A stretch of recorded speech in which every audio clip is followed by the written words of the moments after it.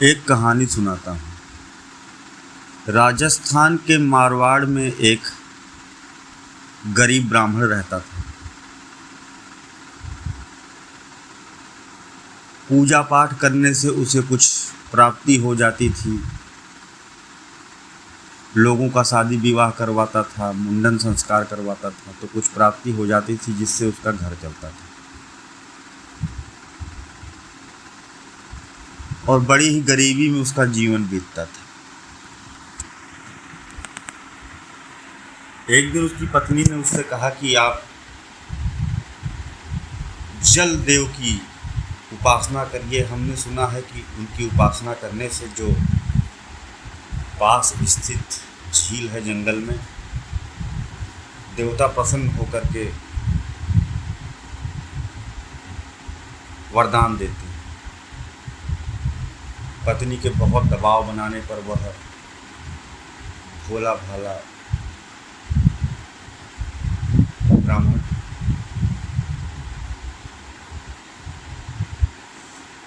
नदी को पार करके जंगल में स्थित झील के पास जलदेव की उपासना करने लगा। लंबी तपस्या के बाद में जल देवता प्रसन्न हुए और उनसे कहा कि बताओ तुम्हें क्या चाहिए। तो अब वह जल देवता से अपनी सारी समस्या बताता है और कहता है कि जल देवता, हमें बस हमारी जो भी जिंदगी है अच्छे से कट जाए, कुछ ऐसा उपबंध कर दीजिए जिससे हम सुखी रहें और कोई हमारे दरवाजे आवे तो वह भी भूखा न जाए। जल देवता इसकी सहज मांग से प्रसन्न हुए और उसे एक शंख दिए कि यह शंख से तुम जो भी मांगोगी तुम्हें दे देगी। जब भी जो भी जरूरत हुआ करे इसी से मांग लेना, दे देगी। प्रसन्नचित होकर के शंख लेकर के वह निकला। रास्ते में शाम हो गई। वहीं पर एक मारवाड़ी व्यापारी का घर था। वह वहाँ पर रुक गया। उन्होंने कहा कि पंडित जी, हम आपके लिए कुछ भोजन को उपबंध कर दें। उनका नहीं, हमारा उपबंध स्वयं हो जाएगा, आप प्रस्थान न। तो व्यापारी को लगा कि ऐसे कैसे इसका उपबंध हो जाएगा। उसने फिर पूछा कि क्या आप उपवास पर हैं या साथ में कुछ भोजन का व्यवस्था लेकर के आए। तो उसने कहा नहीं, मैं तो उपवास पर भी नहीं हूँ और ना ही मैं कोई भोजन लेके आया हूँ, लेकिन आप निश्चिंत रहें, हमारे पास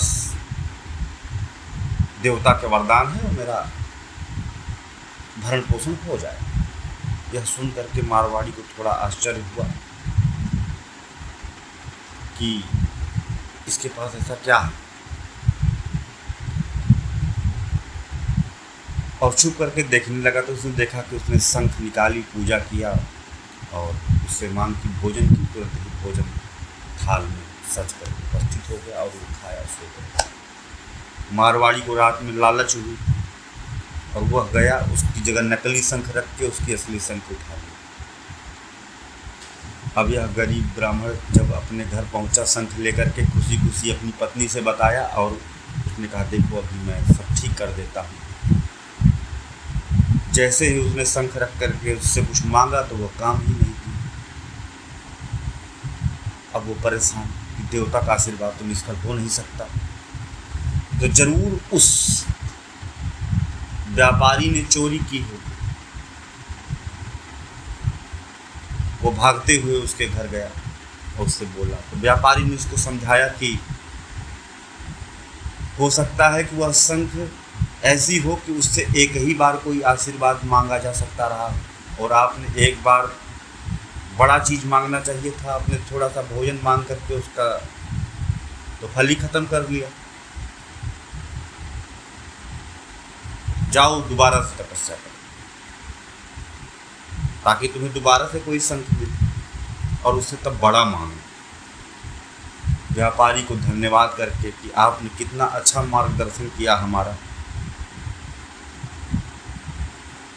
इस बार मैं कुछ बड़ा ही मांग लूँगा ताकि हमेशा के लिए व्यवस्था अच्छी रहे। वह फिर से तपस्या करने चला गया और जल देवता इस बार बहुत जल्दी प्रसन्न हो गए और बोले कि तुझे तो अभी मैंने आशीर्वाद दिया था, क्या हो गया और फिर तू तपस्या करने चला है। तो उसने पूरी कहानी बताई कि यह शंख एक ही बार काम करती थी और आपने हमको बताया नहीं, और देखिए ऐसा हो। जल देवता इसकी मासूमियत से काफ़ी मोहित हुए, बड़े प्रसन्न हुए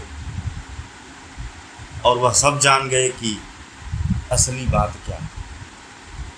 उन्होंने फिर से उसे एक शंख दी और कहा इस बार इससे जो भी मांगोगे ये दूना देगा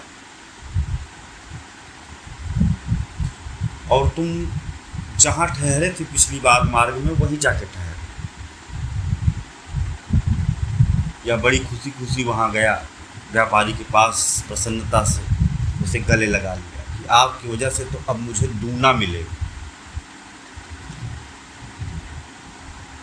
यह शंख मुझे प्राप्त हुआ कि जो भी मांगेंगे दूना मिलेगा। अब इस बार क्या था कि क्योंकि भोजन मांग करके डिस्चार्ज तो नहीं कर लेगा अपनी शंख, तो उसने व्यापारी से कहा आज आप भोजन करवा दो। व्यापारी ने बहुत अच्छे से उसका अवगत किया, उसे भोजन करवाया और वो जो सो गया तो उसकी शंख से अपनी शंख जो थी बदल। अब यह अपनी शंख वापस पा गया, वापस लेकर के आया अपने घर में और सुखी जीवन काटने लगा। उधर वह व्यापारी उस शंख से जब मांगने बैठा, कहा हे दिव्य शंख,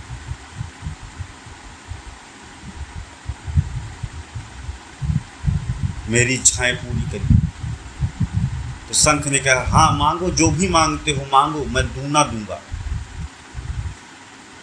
तो व्यापारी ने कहा कि मुझे 100 स्वर्ण मुद्राएं दे।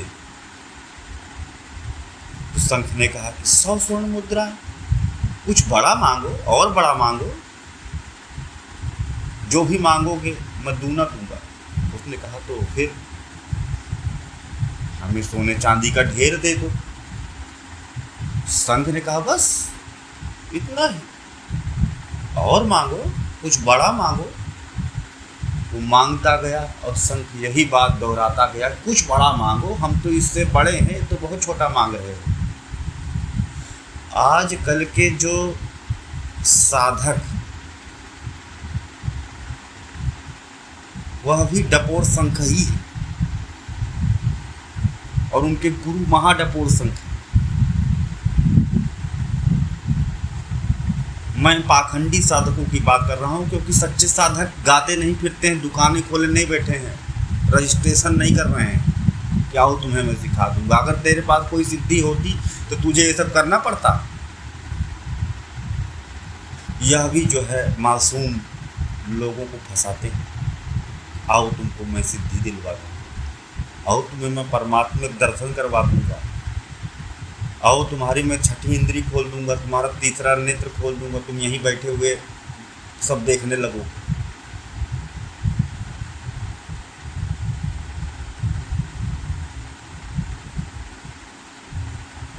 इनकी साधना विधियां भी हैं, लेकिन वो अंतर्मन साफ होने से स्वतः खुलती, वो परमात्मिक कृपा से खुलती।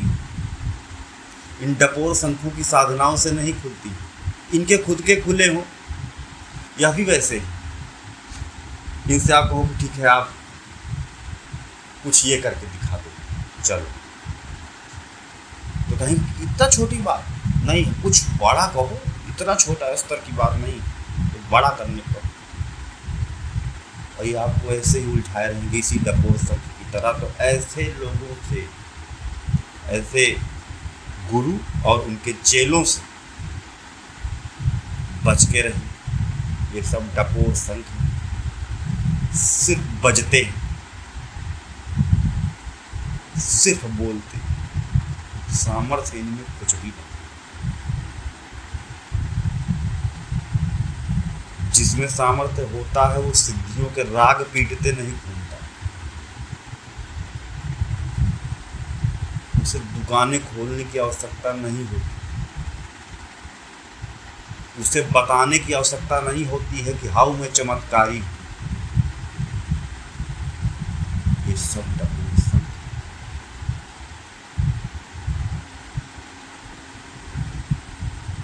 अगर नहीं किसी को ऐसा लगता है कि नहीं है, वो या उसके गुरु,